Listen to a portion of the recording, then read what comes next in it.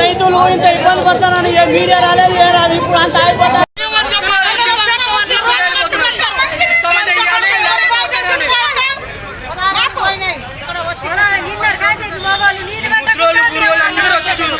ఉంటారు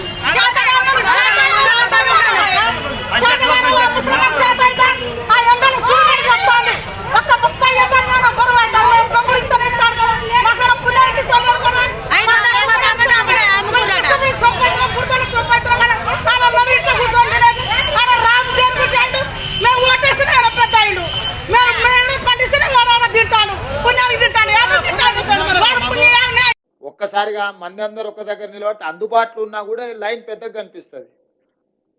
cinema hit అయితే అందరికి టికెట్ దొరకవచ్చు, కానీ లైన్ చూస్తే పొడుగ్గా కనిపిస్తుంది. ఆఖరి ఆయనకు మొదటి ఆయనకు సేమ్ టైంలో ఇవ్వలేరు కదా.